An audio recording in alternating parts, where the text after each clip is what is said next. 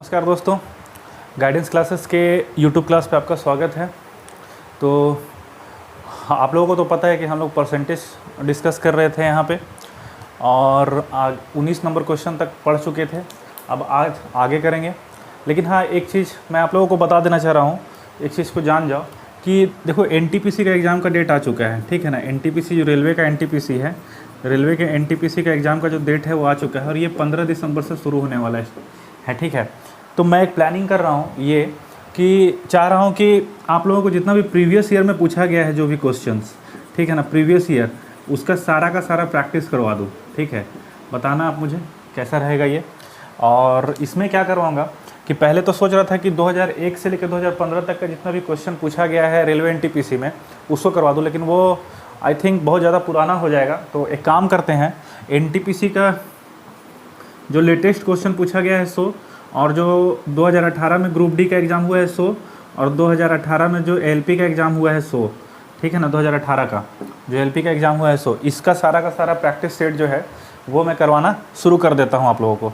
तो ये आज से नहीं होगा, मोस्ट प्रोबेबली मान के चलो कि मंडे, नेक्स्ट मंडे से आपको ये मिलना स्टार्ट हो जाएगा इस पर वीडियो, ठीक है। तो अपना राय बता देना आप मुझे कि आप लोगों को चाहिए या नहीं चाहिए ये, ठीक है ना। तो उस हिसाब से मैं अपना प्लानिंग कर लूँगा और एक जगह सारा का सारा को कंपाइल करके, जैसे सेट जो भी होता है ना, सारा का सारा सेट को एक जगह कंपाइल करके मैं आपको सेट 1, सेट 2, सेट 3 में कौन कौन सा क्वेश्चन दिया हुआ था उस तरीक़ा से मैं आपको कंप्लीट करवा दूंगा ये, ठीक है। तो अभी भी एग्ज़ाम के लिए काफ़ी टाइम है, 4 मंथ का टाइम होता है, 15 दिसंबर में अभी काफ़ी टाइम है। 4 मंथ में बाकी सारा का सारा सब्जेक्ट आप लोग ठीक कर लें और मेरे ख्याल से ये इनफ टाइम है अभी देखा जाए तो। चलिए फिर और हाँ, चैनल को लाइक सब्सक्राइब ज़रूर कर लें, क्योंकि लाइक सब्सक्राइब। चलिए फिर क्वेश्चन में आगे बढ़ते हैं। आप लोगों को तो पता है कि मैंने ये लेक्चर आपके लिए कल ही रिकॉर्ड किया था, लेकिन माइक प्रॉब्लम होने के कारण साउंड रिकॉर्ड नहीं हो पाया, ठीक है ना। तो फिर से उसी लेक्चर को रिकॉर्ड कर रहा हूँ आज। चलो, जैसे क्वेश्चन नंबर 20 में हम लोग आते हैं। क्वेश्चन नंबर 20 आज क्वेश्चन नंबर, चूँकि क्वेश्चन नंबर 19 तक तो हमारा हो चुका था, आज क्वेश्चन नंबर 20 से शुरू होगा, ठीक है ना। अब देखो क्वेश्चन में क्या बोल रहा है, सो समझ बोल रहा है क्वेश्चन में कि एक बेलन, ठीक है, बेलन क्या होता है, सिलेंडर को कहते हैं। बेलन का आयतन अर्थात वॉल्यूम 246 सेंटीमीटर क्यूब है और इसकी त्रिज्या यानी कि रेडियस ऊंचाई का 3/4 गुना है, 3/4 टाइम्स है, ठीक है। चलो, जो जो चीज़ इंपॉर्टेंट है उसको मैं टिक कर देता हूँ। त्रिज्या ऊंचाई का 3/4 गुना है। यदि ऊंचाई को 16.2/3% बढ़ाया जाए और त्रिज्या को 42.6/7% बढ़ाया जाए, ठीक है, तो वक्र पृष्ठ क्षेत्रफल में कितने प्रतिशत की वृद्धि होगी। वक्र पृष्ठ क्षेत्रफल का मतलब क्या होता है, वक्र पृष्ठ क्षेत्रफल का मतलब होता है कर्व्ड सरफेस एरिया। मैं इंसुरेशन पढ़ाऊंगा ना तो उसमें क्लियरली बताऊंगा कि कर्व्ड सरफेस एरिया और टोटल सरफेस एरिया में अंतर क्या होता है। सो क्योंकि काफ़ी लोग परेशान होते हैं इसमें कि कर्व्ड सरफेस एरिया और टोटल सरफेस एरिया का मतलब होता क्या है, ठीक है। तो चलो देखो, इस क्वेश्चन को दो तरीक़ा से बना सकते हो, ठीक है ना। दो तरीक़ा से क्या कैसे कैसे बना सकते हो। एक तो आप ये वाला जो लाइन जो दिया हुआ है इसको यूज़ करके बना सकते हो, और दूसरा कि ये वाला लाइन को यूज़ किए बिना भी बना सकते हो। अब देखो क्या बोल रहा है, सो जैसे कि बिना अगर यूज़ किए हुए बनाना है तो देखो, चूँकि आपको डायरेक्टली परसेंटेज वृद्धि पूछ रहा है तो जो भी परसेंट है, परसेंटेज में जितना भी चीज़ आपको दिया हुआ है उसको पहले नोट डाउन करो। जैसे 16.2/3% का इंक्रीमेंट चाहिए, तो 16.2/3% का मतलब क्या होता है, आप लोगों को पता है 1/6 होता है। चलिए ठीक है, 42.6/7% का इंक्रीमेंट चाहिए, बढ़ाया जाता है। तो 42.6/7 को कैसे तोड़ोगे, आपको बताएं हम कि देखो इसको लिंक कर दो 7.1/7% से और इसमें 6 से मल्टीप्लाई कर दो। इसका वैल्यू होता है कितना, 1/14, और उसको 6 से मल्टीप्लाई करेंगे तो कितना हो जाएगा, 6/14 अर्थात 3/7।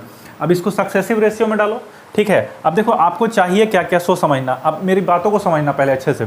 आपको चाहिए वक्र पृष्ठ क्षेत्रफल। आपको पहले जब हम क्वेश्चन करवाए थे घनाभ वाला तो उसमें आपको बताए थे ना कि किस तरीक़ा से फ्रेम किया जाता है। अब देखो वक्र पृष्ठ क्षेत्रफल यानी कि CS से कर्व्ड सरफेस एरिया जो होता है सिलेंडर का ना, उसका फॉर्मूला होता है 2πRh। 2πRh, तो जो भी चेंजेस आएगा आपका वो 2πRh में आएगा। क्योंकि वक्र पृष्ठ क्षेत्रफल में अगर चेंजेस आपको करना है तो वो कहाँ होगा, 2πRh जो फॉर्मूला है उसमें चेंजेस आएगा ना। तो देखो यहाँ मान लेते हैं कि ये पहले R1 ये था, H1 ये था, तो ये क्या हो जाएगा आपका 2πR2H2 होगा ना। चूँकि पहले जो R1 था आप उसमें इंक्रीमेंट कर रहे हो कितना का, आप ऊंचाई में R1 यानी कि रेडियस में आप इंक्रीमेंट कर रहे हो 3/7 का, सॉरी 42.6/7% का, और जो आपका ऊंचाई दिया हुआ है उसमें आप इंक्रीमेंट कर रहे हो कितना, 16.2/3% का, यही चीज़ दिया हुआ है।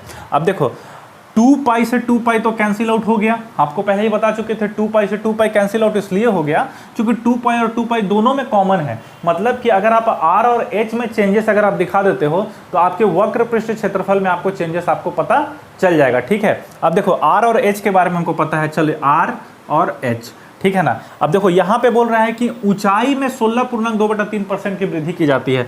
ऊंचाई कौन सा हम लिए हुए हैं, ये वाला, चले 16.2/3%, यानी कि 1/6, यानी कि पहले अगर हाइट आपका 6 रहा होगा तो उसमें 1 का बढ़ोतरी यानी कितना हो जाएगा अब 7, तो हाइट आपका 6 से कितना हो गया, 6 से 7 हो गया, चलिए ठीक है। और रेडियस में क्या बोल रहा है, रेडियस में 42.6/7% की बढ़ोतरी की जाती है। तो रेडियस में 42.6/7% का मतलब 3/7, और मतलब कि पहले अगर रेडियस 7 था तो अब रेडियस में 3 का इंक्रीमेंट अर्थात कितना हो जाएगा, पहले अगर रेडियस 7 था तो अब रेडियस में 3 का इंक्रीमेंट अर्थात कितना हो गया आपका 10। क्लियर है, कोई दिक्कत यहाँ तक नहीं होना चाहिए। अब देखो अब यहाँ पे 2 मेथड आप समझने की कोशिश करना, 2 चीज़ों को। देखो अगर हम R और H को मल्टीप्लाई करेंगे तो मेरा CSA निकल जाएगा ना, यहाँ से R और H को मल्टीप्लाई करेंगे तो CSA तो निकलेगा। अब देखो करो 7 × 6 = 10 × 7, यही होगा ना। अब देखो अगर काटोगे इसको तो 7 से 7 कैंसिल हो जाएगा, 3 से 5 कैंसिल हो जाए, 2 से 2 × 6 2 × 5 10, यानी कि जो रेशियो आएगा फाइनल वो 3 से 5 का आएगा, 3:5 का रेशियो आ गया। यहाँ तक तो कोई दिक्कत नहीं होना चाहिए। अब आपसे पूछ रहा है कि बताइए कितने प्रतिशत की वृद्धि हुई, कितने प्रतिशत की वृद्धि, और अगर अंक में देखा जाए तो वृद्धि आपका कितना का हो रहा है, 2 का, किस पे, पहले 3 था तो 3 पे, तो 100 पे कितना, तो 66.66%, या फिर अगर आपको ऑप्शन में ये नहीं दिया हुआ रहेगा तो आपको दिया हुआ रहेगा 66.2/3%, ठीक है ना, 66.2/3%, यही दोनों में से कोई एक ऑप्शन में आपको दिया हुआ रहेगा। तो जो भी रहेगा आप उसको समझ करके आप अपना बना लेना। अब देखो हम आपको बताना क्या चाह रहे हैं सो समझना। देखो ये जो आपका लिखा हुआ है ना, ये आपका क्या लिखा हुआ है, 7 से 10 हो रहा है, 6 से 7 हो रहा है, यानी सक्सेसिव में है आपका रेशियो। अब देखो समझना, बातों को समझोगे तो उतना आसान होगा बनाना। देखो हम इसको मिटा रहे हैं अभी, देखना कैसे इसको सॉल्व करोगे सो समझना।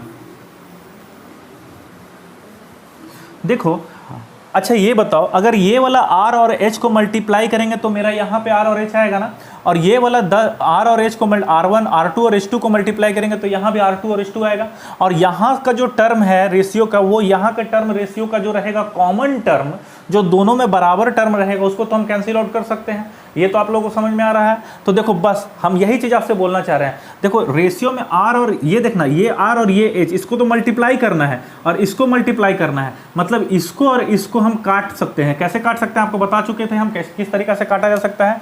तो ये 7 से ये 7 कैंसिल कर दो, और ये 2 से 3 बार में, 2 से 5 बार में, यानी कि जो R ये कर्व सरफेस एरिया का जो रेशियो आया सो कितना आया, 3 से 5। अब इसको आप डायरेक्टली सॉल्व कर लो, 2 3 पे तो 100 पर कितना, तो 66.2/3%, ठीक है ना, 66.2/3%। ये तो क्लियर हो गया होगा आप लोगों को। अब आप लोग एक काम और करना, पता है क्या, आप लोग क्या करना कि 3/4 जो दिया हुआ है ना ये वाला, इसको यूज़ करके बना के देखने का कोशिश करना, क्या देखना कि यही आंसर आता है या नहीं आता है, ठीक है ना। ये मैं आप लोग पे छोड़ रहा हूँ, अगर नहीं बनाओगे तो कोई दिक्कत नहीं है, मैं बता दूंगा, ठीक है। लेकिन बता देना मेरे को कमेंट में कि हाँ बना कि नहीं बना, सो ठीक है। ये इतना मैं आप लोगों से एक्सपेक्टेशन रख रहा हूँ। चलिए ये क्वेश्चन तो समझ में आ गया होगा, तो इस क्वेश्चन से आगे की तरफ बढ़ते हैं, आगे की तरफ मूव करते हैं। ये क्वेश्चन को मिटाते हैं अब हम, 20 नंबर क्वेश्चन हो गया है, अब नेक्स्ट बढ़ेंगे 21 में। देखो क्वेश्चन लिख बोर्ड पे इसलिए देता हूँ ना ताकि आप लोग भी क्वेश्चन को नोट डाउन कर लो। नोट डाउन करने से क्या होगा कि रिवीजन में आप लोगों को आसान पड़ेगा, ठीक है। और बाकी का मैं एक बार ये वाला सीट कंप्लीट हो जाए तो मैं PDF इसका दे दूंगा लिंक नीचे, वीडियो के नीचे, आप लोग उसको डाउनलोड कर लेना वहाँ से PDF को, ठीक है। अभी चूँकि ये हैंड रिटेन है मेरा तो इसीलिए। चलिए अब देखिए क्वेश्चन नंबर 21 में कोई क्या बोलता है। अब थोड़ा शॉर्ट में क्वेश्चन लिखते हैं, ठीक है ना, आप लोग समझने का कोशिश करना कि क्वेश्चन में लिखा हुआ क्या है। जैसे क्वेश्चन नंबर 21 क्या बोल रहा है, एक मजदूर प्रति सप्ताह 60 घंटे काम करता है। मजदूर है, समझना क्वेश्चन को, प्रति सप्ताह 60 आवर्स काम करता है, 60 घंटे काम करता है, घंटे काम करता है, ठीक है ना। एक मजदूर है 60 घंटे काम करता है। आगे क्या बोल रहा है, तथा 2400 रुपया मजदूरी के रूप में प्राप्त करता है। तो 2400 रुपीज़ मजदूरी में प्राप्त करता है, वो मजदूरी के रूप में प्राप्त करता है, ठीक है ना, मजदूरी के रूप में प्राप्त करता है। चलिए ठीक है, ओके। इसके बाद बोलता है उसके प्रति घंटे की मजदूरी को 40% बढ़ा दिया जाए। 40% का इंक्रीमेंट कर दो, किसमें, पर आवर मजदूरी में, ठीक है ना, पर आवर मजदूरी में इसका आप 40% का इंक्रीमेंट कर दिए, तथा काम करने की घंटे को 16.2/3% कम कर दिया जाता है। और काम करने के घंटे को 16.2/3% कम कर दिया जाता है, कर दिया जाए। तो बताइए उसके साप्ताहिक मजदूरी में कितने प्रतिशत की वृद्धि या कमी होगी। उसके साप्ताहिक मजदूरी में, उसके साप्ताहिक मजदूरी में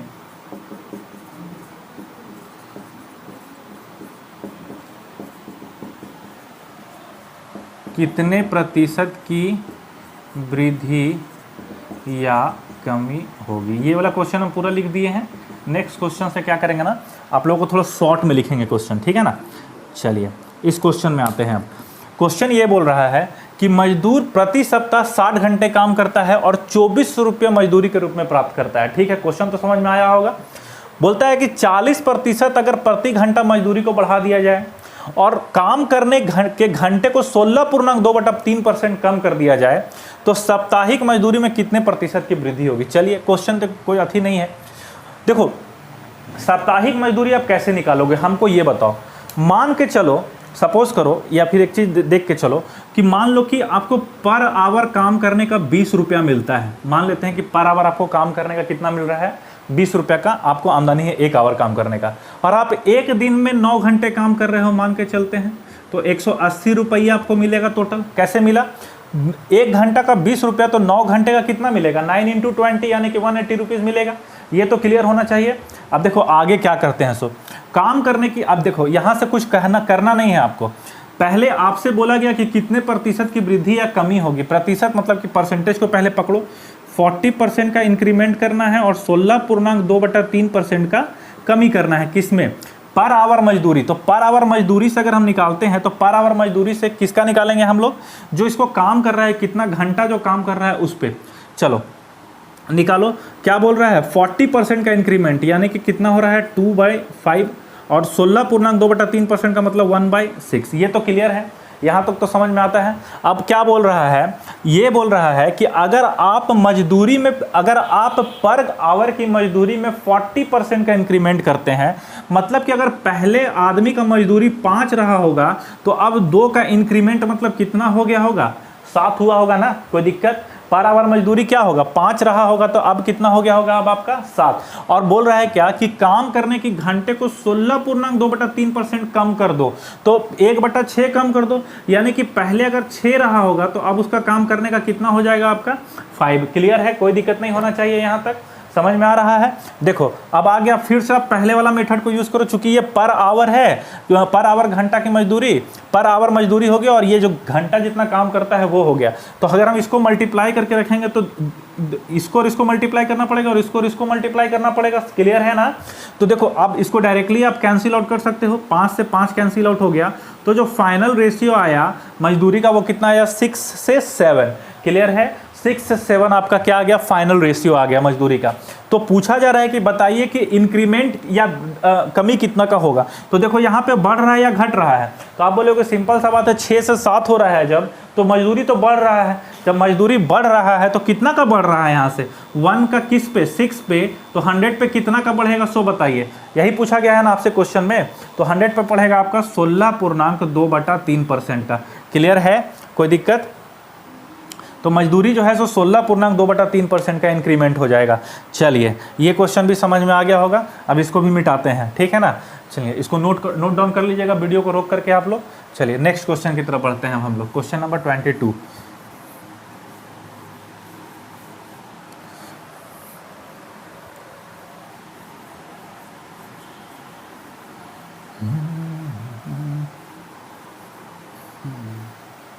चलिए क्वेश्चन नंबर 22 की तरफ आओ। अब इसको थोड़ा सा क्वेश्चन को शॉर्ट में अब लिखना शुरू करते हैं, है ना, ताकि आप लोगों को ज़्यादा टाइम वेस्ट ना हो, क्योंकि एक दो क्वेश्चन को अगर लॉन्ग में लिख देते हैं ना तो आप लोगों को ही फायदा होगा उसका। अब देखो क्वेश्चन नंबर 22 क्या कहता है, अपने लाभ को बढ़ाने के लिए एक थिएटर मालिक है, चलो फ्रेम करो क्वेश्चन को, थिएटर मालिक है, ठीक है ना, थिएटर मालिक है जो कि अपना लाभ को बढ़ाना चाहता है। कोई भी आदमी है तो अपना लाभ को बढ़ाना चाहेगा ही, वो अपने थिएटर की मरम्मत करवाता है, ठीक है ना। और हम जितना देर बोलते हैं उतना देर में आप चाहें तो क्वेश्चन को नोट डाउन भी कर सकते हैं। मरम्मत के कारण बैठने की क्षमता 840 से 720 हो जाती है। तो थिएटर मालिक मरम्मत कराएगा तो बैठने की क्षमता क्या होगा, बैठने की क्षमता 840 से 720 हो जाता है, ठीक है ना, हो जाता है। चलिए ठीक है ना। और उसके बाद क्या होता है, परंतु टिकट की कीमत 1530 रुपया से 1870 रुपया हो जाती है। लेकिन टिकट का जो कीमत है, टिकट की कीमत में क्या अंतर होगा, तो ये पहले 1530 रुपया का बिकता था और अब कितना हो जा रहा है आपका, 1530 से 1870 रुपया हो जाता है, 1870 रुपया हो जाता है, ठीक है ना, 1870 हो जाता है। तो बोल रहा है क्या, तो उसकी आय में कितने प्रतिशत वृद्धि हुई, इनकम में वृद्धि, ठीक है ना, आय में वृद्धि, यानी कि इनकम में आपका वृद्धि पूछ रहा है, इनकम में इंक्रीमेंट पूछ रहा है, आय में वृद्धि बताइए, वृद्धि परसेंटेज, ठीक है ना, आय में वृद्धि परसेंटेज बताइए कि क्या होगा। सो चलिए क्वेश्चन तो समझ में आ गया होगा। अब देखो क्वेश्चन को कैसे करना है सो समझना। पहले क्वेश्चन को करने से पहले एक चीज़ हमको बताइए कि देखिए, मान के चलते हैं पहले वाला, इसके पहले जो क्वेश्चन करवाए थे ना उसी से लिंक क्वेश्चन है, मान के चलो इसको। अगर एक थिएटर में आप जाते हैं, एक थिएटर में उसका किराया है मान के चलो 20 रुपया एक सीट का, ठीक है ना, 20 रुपया पर सीट, ठीक है, 20 रुपया पर सीट। और मान के चलो कि टोटल जो आपका हॉल है, जो भी आपका थिएटर है, उसमें मान के चलो कि आपका 10 सीट लगा हुआ है या 100 सीट मान लेते हैं, 100 सीट लगा हुआ है, ठीक ना, 100 सीट लगा हुआ है आपका, 100 सीट लगा हुआ है, ठीक है। तो हमको बताओ कि यहाँ पर जो टोटल उसको जो इनकम होगा थिएटर का मालिक का, वो कितना होगा। आप बोलोगे कि सर 20 रुपया एक सीट का कीमत है और टोटल 100 सीट लगा हुआ है, तो सिंपल सा बात है कि 100 को अगर हम 20 से मल्टीप्लाई कर देते हैं तो 2000 रुपया का उसको इनकम होगा। मतलब कहने का मतलब ये हुआ कि अगर सीट का संख्या को पर टिकट का रेट से मल्टीप्लाई कर दिया जाए, सीट का संख्या को अगर पर टिकट का रेट से मल्टीप्लाई कर दिया जाए तो क्या निकल के आता है आपका, टोटल जो उसको प्रॉफिट होने वाला है या टोटल उसके पैसा जो उसके पॉकेट में जाएगा वो आपका निकल के आता है, ठीक है ना। अब देखो क्वेश्चन में क्या बोल रहा है, बैठने की क्षमता को 840 से 720 कर दिया जाता है, ठीक है। चलिए यहाँ से हम रेशियो निकालते हैं, बैठने की क्षमता का, जो बैठने की क्षमता है उसको कितना कर रहा है, 840 से 720 कर दे रहा है। और टिकट की कीमत, और कीमत जो है ना, एक टिकट की कीमत जो है उसको कितना कर रहा है, 1530 से 1870 कर दे रहा है। क्लियर है, कोई दिक्कत नहीं है, यहाँ तक तो समझ में आ रहा होगा। अब हम आपसे पूछते हैं कि बताइए उसका टोटल प्रॉफिट कितना होगा, तो आप बोलोगे सर अगर बैठने की क्षमता को हम कीमत से मल्टीप्लाई कर देंगे, बैठने की क्षमता को अगर हम कीमत से मल्टीप्लाई कर देंगे तो मेरा टोटल निकल जाएगा कि उसको कितना पैसा आने वाला है। सो ये तो आप लोगों को पता है। लेकिन देखो अगर हम ये वाला और ये वाला मल्टीप्लाई करके यहाँ लिखे, ये और ये मल्टीप्लाई करके यहाँ लिखे, तो इसका कुछ कॉमन टर्म, इसके कुछ कॉमन टर्म को तो कैंसिल आउट कर देगा ना, ये तो पक्का आप मान रहे हो। तो देखो यहाँ से हम इसके कॉमन टर्म, इस तरफ जो है इसका कॉमन टर्म और इसमें जो कॉमन टर्म है उसको तो कैंसिल आउट कर सकते हैं। चलिए कैंसिल आउट कीजिए, देखिए 0 0 0 0, 0 से 0 कैंसिल, 0 से 0 कैंसिल, ये ठीक है दोनों तरफ है। तो चलो आगे काटो, 12 छक होता है 72, 12 सते होता है 84, ठीक है ना, कोई दिक्कत तो नहीं होना चाहिए। अब यहाँ पर देखो और क्या कट सकता है ये बताइए, और कुछ कटता है, 5 3 8 और 1 9 6, चलिए कट जाएगा। 3 दूनी के 6, 3 5 के 15, 3 एकम 3, यानी कि जो आपका रेशियो आया सो ऊपर आ रहा है 7:2 और नीचे आ रहा है 51:187। क्लियर है यहाँ तक। अब देखो अगर इसको आप करोगे तो टिकट की बैठने की क्षमता को कीमत से मल्टीप्लाई करो, 7 और 7 5 35, 357 हो गया। और इस टू यहाँ पे अगर करते हैं तो 7 दूनी 14 के 4 हाथ में रहा 1, 18 दूनी 16, 18 दूनी 36 और 1 37, यानी कि 374। 357 पहले जो उसको पैसा मिल रहा था, मान के चलते हैं कि पहले जो उसको मिल रहा था 357 रुपीज़ मिल रहा था, और अब जो उसको मिल रहा है सो कितना मिल रहा है, 374 रुपीज़ मिल रहा है। क्लियर है ना? तो बताइए कि इंक्रीमेंट या डिक्रीमेंट परसेंटेज आपसे पूछा है तो निकाल दो। इंक्रीमेंट यहाँ से 357 से 374 में कितना का, 17 का, 357 में तो 100 में कितना, इसको करोगे तो कितना हो जाएगा, 1700 डिवाइडेड बाई 357, और 5 बार में 1785, तो 4 बार में जाएगा ये 4। और पूरा आंसर निकालने का जरूरत नहीं है, यहाँ पे आप ऑप्शन बेस में जाओ। देखो ऑप्शन में आपको दिया हुआ है 5.7, 6.6, 4.7 और 8.3 दिया हुआ है ना ऑप्शन में। तो आप देख लो कि ऑप्शन आपका कौन सा है, तो 4.7, तो हमको पता है कि 4 तक आ गया है, तो ये आपका आंसर क्या होगा, 4.7% ही हो जाएगा। क्लियर है यहाँ तक? चलिए, ये समझ में आ गया होगा आई थिंक आप लोगों को। ओके, अब आगे बढ़ते हैं, है ना। अब देखिए आपका 22 नंबर क्वेश्चन तक हो गया है, अब आगे की तरफ बढ़ते हैं। 3 क्वेश्चन हो गया आज। चलिए जल्दी जल्दी कंप्लीट आप लोगों का करवा देंगे। परसेंटेज में थोड़ा सा कुछ 2-3 टाइप का परसेंटेज में और कुछ बचा हुआ है, 3 या 4 टाइप मैक्सिमम बचा हुआ होगा, है ना।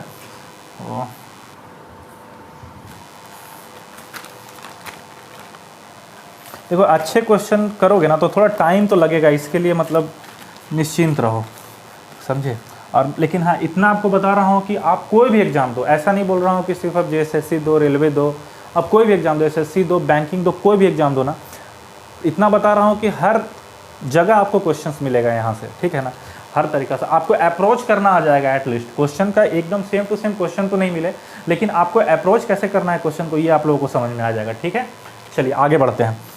जैसे क्वेश्चन नंबर 23 बोल रहा है, 23 में क्वेश्चन नंबर बोल रहा है 23, एक शहर की जनसंख्या, शहर की जनसंख्या के बारे में बात हो रहा है। शहर की जनसंख्या जो है, शहर की जनसंख्या क्या बोल रहा है, प्रथम वर्ष 18.2/11% घटाई जाती है। फर्स्ट ईयर के बारे में बात है कि 18.2/11% का घटाया गया उसको। सेकेंड ईयर में, दूसरे साल में क्या हो रहा है, सेकेंड ईयर में 28.4/7% बढ़ाया जाता है, 28.4/7% बढ़ाया जाता है। और तीसरे वर्ष में दोबारा 22.2/9% घटाई जाती है। थर्ड ईयर के बारे में अगर हम बात करते हैं तो 22.2/9% क्या किया जाता है, घटाया जाता है। यदि 3 साल पहले जनसंख्या 22 लाख थी, बोल रहा है क्या, 3 साल पहले अगर जनसंख्या 22 लाख थी, जनसंख्या आपका कितना है तो 22 लाख, तो पूछ रहा है कि बताइए कि प्रेजेंट जनसंख्या क्या होगी। प्रेजेंट जनसंख्या आपसे पूछा गया है कि प्रेजेंट जनसंख्या क्या होगी। क्लियर है, कोई दिक्कत नहीं होना चाहिए यहाँ। चलिए देखिए क्वेश्चन तो कुछ है नहीं, आराम से क्वेश्चन निकल जाएगा। बोल रहा है कि शहर की जनसंख्या पहला साल 18.2/11% घटाई जाती है। अब हम सबसे पहला क्या बोले आपको कि सबसे पहले जो परसेंटेज जो दिया हुआ है उसको फ्रैक्शन में चेंज करो। 18.2/11% है, बताइए कैसे कीजिएगा। सिंपल सा बात है, हम इसको क्या कर सकते हैं, 9.1/11% इंटू 2 कर सकते हैं ना। और 9.1/11% का मतलब होता है 1/11, तो 2/11 हो जाएगा। ये तो मेरे ख्याल से आप लोग में से जितने भी लोग वीडियो को प्रॉपर देख रहे हैं सारे को समझ में आ रहा होगा कि कैसे हुआ वो, ठीक है ना। अब आगे बोलता है 28.4/7%। बताइए 28.4/7% का मतलब क्या, डायरेक्ट लिखें। 28.4/7% का मतलब क्या हो जाएगा, 4/14 अर्थात 2/7, यही होगा ना। चूंकि 7.1/7% का वैल्यू होता है 1/14, उसको 4 से मल्टीप्लाई करेंगे तो हमारा ये आ जाएगा। और ये जो अंतिम में जो बैठा हुआ है ये 22.2/9%, इसको जब तोड़ेगा तो कितना आएगा, सिंपल है 11.1/9% इंटू 2 यानी कि 2/9 है ना, 2/9। क्लियर है, कोई दिक्कत नहीं होना चाहिए यहाँ तक। चलिए अब बोल क्या रहा है, सो देखो फर्स्ट ईयर के बारे में बात है, सेकेंड ईयर के बारे में बात है, और किसके बारे में बात है, आपके थर्ड ईयर के बारे में बात है, जनसंख्या पे बात है। चलिए ठीक है भाई, जनसंख्या पे ही ले लेते हैं। बोल रहा है कि पहला साल 18.2/11% जनसंख्या को कम कर दिया जाता है। मतलब कि अगर पहले जनसंख्या आपका 11 होगा तो उससे 2 कम, यानी कि कितना कर दिया गया आपका जनसंख्या को, 11 से 9। देखो सक्सेसिव रेशियो फिर से बन जाएगा आपका। आगे बोल रहा है कि फिर से जनसंख्या को 28.4/7% बढ़ा दिया जाता है। माने कि पहले अगर 7 था जनसंख्या तो अब बढ़ा के कितना कर दिया गया उसको 9, और फिर बोल रहा है कि 22.2/9% कम कर दिया जाता है, यानी कि पहले अगर 9 था तो जनसंख्या को कितना कम करके 7 कर दिया गया। क्लियर है यहाँ तक? अब देखो सक्सेसिव रेशियो में आ गया ना। अब फिर से वही चीज़ कि अगर प्रीवियस अगर ईयर का निकालना है तो इन तीनों को मल्टीप्लाई करो, फिर इन तीनों को मल्टीप्लाई करो, और लास्ट में काटा पेटी करने से बेहतर है कि यहीं पे जो भी काम करना है यहीं पे कर दो। 7 से 7 कैंसिल, 9 से 9 कैंसिल, तो आपका जो फाइनल रेशियो आया कितना आया? 11 से 9। मतलब ये जो आपको शो कर रहा है ना, ये 3 साल पहले का डेटा शो कर रहा है, ठीक है। और ये जो शो कर रहा है आपको, ये आपको प्रेजेंट डेटा शो कर रहा है। कैसे? क्योंकि पहला बार घटा, फिर दूसरा बढ़ा, फिर तीसरा बार घटा, तो क्या हुआ? पहले से आपका बाद का रेशियो दे रहा है ना, तो पहले का जो दिया हुआ है ये दिया हुआ है 22 लाख, इसका जो वैल्यू दिया हुआ है कितना दिया हुआ है? 22 लाख, यानी कि कितना 2 लाख से मल्टीप्लाई करेंगे तो हो जाएगा। तो 9 यूनिट का वैल्यू कितना हो जाएगा? इसको भी 2 लाख से मल्टीप्लाई कर दो तो 18 लाख हो गया। समझ में आया होगा कि नहीं समझ में आया होगा? बता दीजिएगा थोड़ा, ठीक है ना। मेरे ख्याल से समझ में आ गया होगा आप लोगों को, क्योंकि ये बहुत बड़ा चीज़ नहीं था ये। तो 11 यूनिट का वैल्यू आपको जब 22 लाख दिया हुआ है तो कितना गुना? 2 गुना। तो ये 9 यूनिट का 2 गुना करेंगे तो कितना लाख आएगा? 18 लाख। यानी कि पहले का जनसंख्या 12 लाख था, तो अभी प्रेजेंट का जनसंख्या पूछा जाए तो कितना हो जाएगा? ये आपका 18 लाख। ठीक है, क्लियर होना चाहिए। चलिए ठीक है, नेक्स्ट क्वेश्चन की तरफ बढ़ते हैं।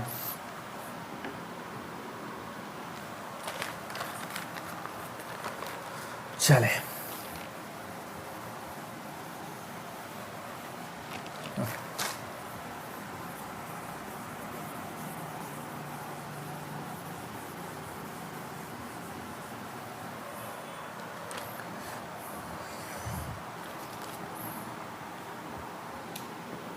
क्वेश्चन मैं आप लोगों के लिए बहुत अच्छा चुन करके लाया हूँ। 3-4 बुक से कलेक्ट करके काफ़ी सारे मटेरियल को इकट्ठा करके क्वेश्चन को बनाया हूँ, ठीक है ना। तो इसमें आप लोगों का के सर्वेश वर्मा का जो कैट का कॉमन एप्टीट्यूड टेस्ट का जो बुक आता है उससे भी काफ़ी सारा क्वेश्चन किया डाला हुआ है इसमें। चलिए क्वेश्चन नंबर 24 की तरफ आगे बढ़ते हैं हम लोग आज। क्वेश्चन नंबर 24 क्या कहता है? क्वेश्चन नंबर 24 कहता है कि एक गांव में वयस्क आबादी में 42% पुरुष, गांव है, गांव में एक वयस्क आबादी है, वयस्क आबादी 42% मेल, ठीक है ना, 42% मेल और 24% फीमेल। 24% जो फीमेल है ना वो क्या है? वो शादीशुदा है, यानी कि मैरिड है, शादीशुदा है, ठीक है ना, शादीशुदा है। ओके, चलिए। और एक चीज़ और है, एक चीज़ और क्वेश्चन में दिया हुआ है, कोई भी पुरुष एक से अधिक महिला से शादी नहीं करता है। कोई भी पुरुष, क्वेश्चन में दिया हुआ है, कोई भी पुरुष एक से अधिक महिला से शादी नहीं करता है। और इसका उल्टा भी सत्य है, मतलब कि कोई भी महिला एक से अधिक पुरुष से शादी नहीं करती है। तो बोला जा रहा है कि कुल आबादी का कितने प्रतिशत वयस्क अविवाहित हैं? कुल आबादी का कितने प्रतिशत वयस्क अविवाहित हैं, यानी कि अनमैरिड हैं, अनमैरिड हैं, ठीक है। देखो क्वेश्चन तो समझ में आ गया। क्वेश्चन ये बोल रहा है कि एक गांव में वयस्क आबादी है, वयस्क आबादी में 42% मेल और 24% फीमेल शादीशुदा है, ठीक है ना। 42% मेल और 24% फीमेल शादीशुदा है।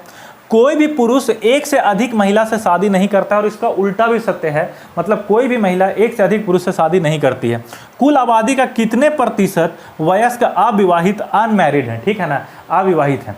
चलिए देखिए, क्वेश्चन में कुछ नहीं है, क्वेश्चन ज़्यादा टफ नहीं है। बताइए, अगर हम परसेंटेज से सॉल्यूशन को सॉल्व करते हैं क्वेश्चन को, तो मेल का जो परसेंटेज है सो कितना है आपके पास? 42%। 42% का मतलब क्या होता है? आप बोलोगे 42/100 होता है। हम बोलेंगे चलिए ठीक है।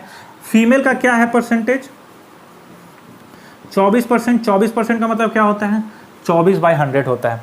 अब हमको एक चीज़ बताइए, क्या ऐसा संभव है कि किसी भी गांव में 42 मेल शादीशुदा है और 24 फीमेल शादीशुदा है, और मेल जो है सो एक फीमेल, मेल जब भी शादी करेगा तो फीमेल से करेगा, और फीमेल जब भी करेगा तो मेल से, ठीक है ना, करेगी तो मेल से। अब देखो बताओ कि क्या 42 और क्या 24 सेटिस्फाई कर पाएगा, बताइए हो पाएगा? ऐसा पॉसिबल है कि 42 मेल और 24 फीमेल? नहीं ना। तो सबसे पहला काम क्या है कि मेल और फीमेल का जो संख्या है ना उसको इक्वल करो। पहले सबसे पहला काम क्या होगा कि मेल जितने भी शादीशुदा मेल है और जितने भी फीमेल शादीशुदा हैं उनको पहले इक्वल करो। तो इक्वल करने के लिए क्या करना पड़ेगा, बताए थे ना 42 और 24 को अगर इक्वल करना है तो क्या कीजिएगा, उसका एलसीएम लीजिएगा। एलसीएम लेंगे तो इसका एलसीएम आएगा कितना, 168, ठीक है ना, 168। मतलब कि अगर ये 42 है, अगर हम इसमें 4 से मल्टीप्लाई कर देते हैं ऊपर, तो मेरा मजबूरी है कि हमको नीचे भी 4 से मल्टीप्लाई करना पड़ेगा, तब ना ये कैंसिल आउट होकर 42/100 मेरे पास वापस आ जाएगा। और ये 24 है तो 24 को 7 से मल्टीप्लाई करेंगे तो इसको भी 7 से मल्टीप्लाई करना पड़ेगा। अब देखिए हुआ क्या, सो समझिए कि ये क्यों, ये हो गया 168/400 और ये भी हो गया 168/700। मतलब कि टोटल 400 मेल में 168 मेल शादीशुदा है और 700 फीमेल में 168 फीमेल शादीशुदा है। क्लियर हो गया? अब देखो अगर आपसे पूछा जाएगा कि टोटल आबादी क्या है, तो टोटल क्या हो जाएगा, 400 मेल और 700 फीमेल, यानी कि 400 प्लस 700 कितना हो जाएगा आपका, 1100, ठीक है ना। और शादीशुदा कितना है, 168 मेल और 168 फीमेल, तो टोटल शादीशुदा कितना है, 2 × 168 लिख सकते हैं, हम आराम से लिख सकते हैं, क्यों नहीं लिख सकते हैं 2 × 168। अगर 168 प्लस 168 मेल और 168 फीमेल अगर हम ऐड करेंगे तो वही चीज आएगा जो 2 × 168 में आएगा। समझ रहे होंगे बात को? अब ये जो 2 × 168 है ये शादीशुदा है, कितना में, टोटल जो है 1100 में शादीशुदा है ये। तो अगर परसेंटेज निकालना है तो 100 से मल्टीप्लाई कर दो तो कितना हो जाएगा, इसको इससे कैंसिल आउट करोगे तो, और इसको निकालो 108, 8 दूनी 16 का 6 हाथ में 16 दूनी 32 और 1 336/11, यही होगा ना, 336/11, यानी कि 30.5% लोग क्या है आपका, मैरिड हैं। जब 30.5% लोग मैरिड है तो रुको, आपसे मैरिड नहीं पूछा गया है, क्वेश्चन को हमेशा पूरा पढ़ के जवाब देना जब भी एग्जाम में जाओगे। तो आपसे पूछा गया है कि बताइए अनमैरिड कितने हैं। आप जब ऑप्शन देखोगे क्वेश्चन में तो 30.5% भी रहेगा, इस चीज को ध्यान रखना। तो आपसे पूछा गया है क्या कि अनमैरिड कितने हैं, 30.5% होगा यहाँ पे। तो अनमैरिड कितने हैं, तो अनमैरिड कितने हो जाएंगे, टोटल किसी भी जगह का जनसंख्या 100% होता है ना, 100% माइनस 30.55% अर्थात 69.45% लोग क्या होंगे, आपके अनमैरिड होंगे। मेरे ख्याल से ये आप लोगों को क्लियर होना चाहिए, ठीक है।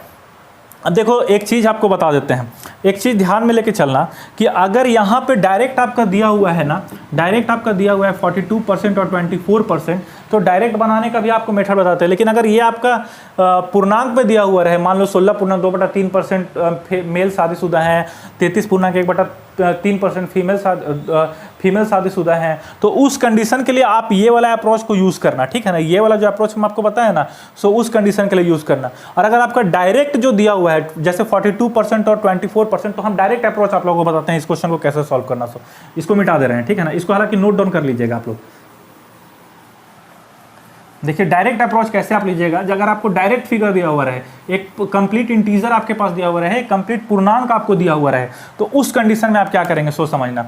जैसे आपको बोला जाता है कि मेल जो है सो 42% शादीशुदा है और फीमेल जो है सो 24% शादीशुदा है, यही बोला गया ना। अब देखो जब भी मेल का 42% और फीमेल का 24% इक्वल होना चाहिए या नहीं होना चाहिए, होना चाहिए। क्यों? क्योंकि मेल का अगर 42% और फीमेल का 24% इक्वल नहीं करेंगे तो हमको पता नहीं चल पाएगा कि कितना लोग शादीशुदा है। सो दोनों इक्वल होगा तभी ना पता चलेगा कि हाँ इतना ही मेल और इतना ही फीमेल शादीशुदा है, ठीक है ना। अब देखिए क्या करेंगे, अब हमको बताओ कि मेल का 42% और फीमेल का 24% इक्वल होना चाहिए, नहीं इक्वल।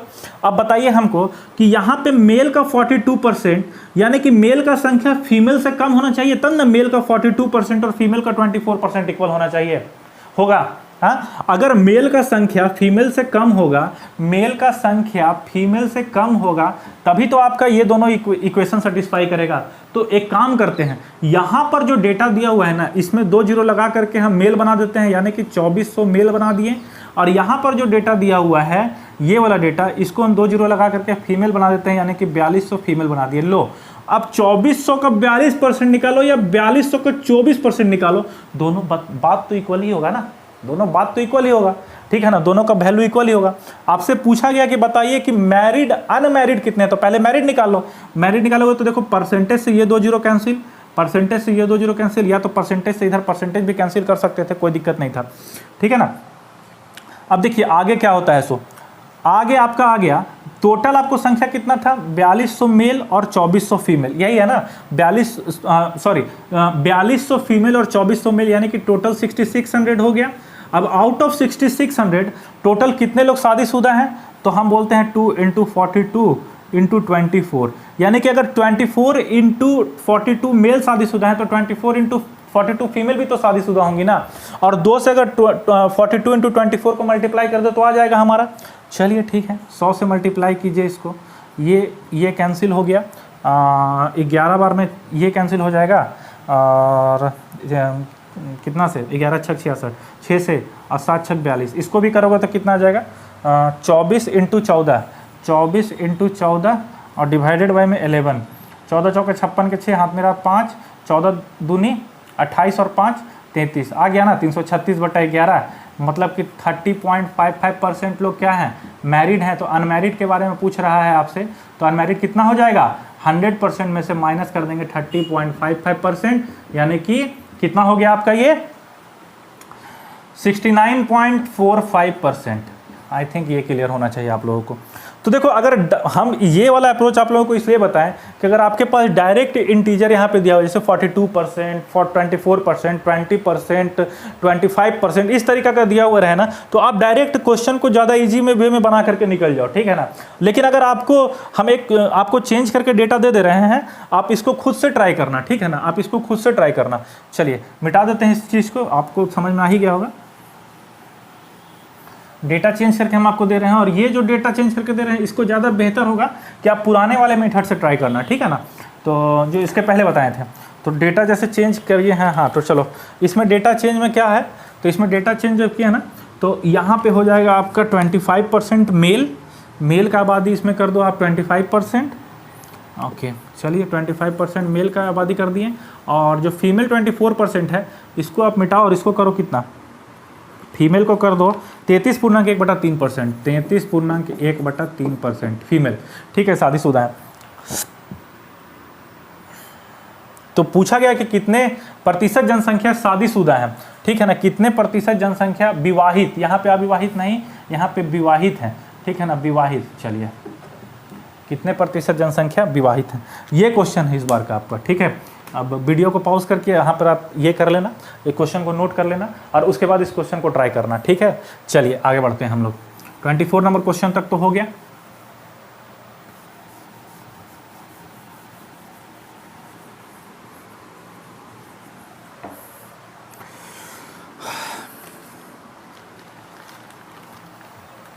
नहीं 25 हो गया ना, ये क्वेश्चन चेंज किए तो 25 हो गया। अब आते हैं क्वेश्चन नंबर 26 में।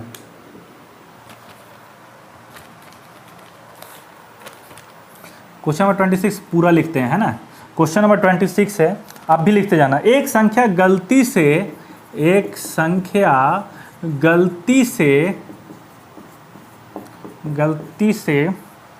4/3 की बजाय 3/4 से गुना हो जाती है 3/4 से गुना हो जाती है, तो परिणाम में कितने प्रतिशत की गलती हुई, तो परिणाम में कितने प्रतिशत की गलती हुई, परिणाम में कितने प्रतिशत की गलती हुई। चलिए क्वेश्चन तो समझ में आ गया होगा। क्वेश्चन ये बोल रहा है आपका कि एक संख्या गलती से 4/3 की बजाय 3/4 से गुना हो जाती है, ठीक है ना, 4/3 की बजाय 3/4 से गुना हो जाती है, तो परिणाम में कितने प्रतिशत की गलती हुई। चलिए ठीक है, मतलब कि एक संख्या है, कोई भी एक संख्या होगा, संख्या को आपको गुना करना था 4/3 से, लेकिन संख्या को आप क्या किए, गुना कर दिए किससे, आप बोलोगे 3/4 से। सबसे इंपॉर्टेंट बात पता है क्या है, सबसे इंपॉर्टेंट बात होता है संख्या को मानना कि कौन सा संख्या से गुना किया जाए, ठीक है। आप चाहो तो इसको 1 से बना सकते हो, आप 1 से मल्टीप्लाई करके निकाल सकते हो। लेकिन अगर मेरा मानो तो आप एक काम करो कि संख्या को मालूम क्या मानो, संख्या को मानो जो आपका डिनोमिनेटर है ना दिया हुआ उसका एलसीएम, ठीक है ना। संख्या को क्या मानो कि डिनोमिनेटर का एलसीएम। संख्या हम मान लेते हैं क्या, संख्या को मान लेते हैं 3 और 4 का एलसीएम। 3 और 4 का एलसीएम कितना हो जाएगा, यहाँ पे लिख देते हैं हम अच्छे से, एलसीएम ऑफ 3 and 4। 3 और 4 का एलसीएम, 3 और 4 का एलसीएम क्या हो जाएगा आपका 12। क्लियर है, कोई दिक्कत नहीं होना चाहिए, समझ में आ रहा होगा। आगे क्या बोलता है कि संख्या को 4/3 से गुना करना था, मतलब कि संख्या को 4/3 से गुना करना था, लेकिन संख्या को गुना कितना से कर दिया गया, गुना कर दिया गया संख्या को 3/4 से। चलिए कोई दिक्कत नहीं है, संख्या को करना था गुना 4/3 से, लेकिन संख्या को गुना कर दिया गया कितना 3/4 से। ओके, 4 3 16 से संख्या कितना हो गया आपका 9। 16 से संख्या कितना हो गया, मतलब कि आना चाहिए था संख्या 16, आया कितना संख्या 9। आना चाहिए था तो संख्या ये आना चाहिए था, लेकिन आ कितना गया 16 पढ़ना होगा।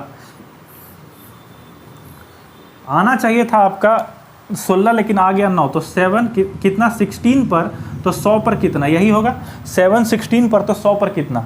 चलिए निकालिए, अगर इसको करोगे तो 4 चौके 16 और 25 चौके 100, 25 6 125 7 175 और बटा में 4 कितना हो जाएगा आपका 4 चौके 16 और 4 तिया 12, 43 पॉइंट कितना है ऑप्शन में आपको देख लेते हैं। हाँ, एक ही ऑप्शन इसमें दिया हुआ है 75, 43.75%। यही आपका जो गलती हुआ सो कितना का हो गया 43.75% का गलती हुआ। समझना बात को, संख्या क्या था 4/3, संख्या 3/4 हो गया। 12 × 4/3 समझ में आ गया होगा कि संख्या मान लिए क्या, संख्या को मान लिए दोनों का एलसीएम 12 हो गया। 12 × 4/3 = 12 × 3/4, तो 16 से 9 हो गया संख्या। आना चाहिए था 16 लेकिन आ गया कितना 9, तो एरर कितना का हुआ 16 का किस पे 9 पर, तो 100 पर कितना आ गया आपका 43.75%। क्लियर है, चलिए समझ में आ गया होगा यहाँ तक। तो अगर सेशन अगर आपको अच्छा लगा है आज का तो उसको लाइक कर दीजिए, सब्सक्राइब कर दीजिए और जितना ज़्यादा हो सके दोस्तों में शेयर कर दीजिए, ताकि हम अपना पूरा अच्छे कंटेंट के साथ आपको एनटीपीसी का प्रीवियस जो ईयर है उसको लेकर के आ सके, ठीक है ना। तो अपने जितने भी कॉलेज के दोस्त हैं, जितने भी आपके फ्रेंड्स हैं, उनको बोलिए सब्सक्राइब करने के लिए, शेयर करने के लिए और वीडियो को देखने के लिए, क्योंकि मैथ को एक एक चीज़ मैं आपको बहुत अच्छे से पढ़ा दूंगा, इतना मैं आपको बता रहा हूँ। चाहे वो आपका अरिथमेटिक सेक्शन हो, चाहे वो एडवांस सेक्शन हो, चाहे डीआई हो, सब कंप्लीट करवा दूंगा, टोटल का टोटल चीज़। बशर्ते बस सपोर्ट करो आप लोग कि ठीक है। चलिए आप हम लोग को थोड़ा बहुत सब्सक्राइब करने के लिए शेयर वगैरह करने कीजिए। चलिए ठीक है, फिर आज के लिए इतना ही पे छोड़ते हैं और नेक्स्ट क्लास आगे कल मिलते हैं फिर हम लोग। चलिए बाय बाय आज के लिए।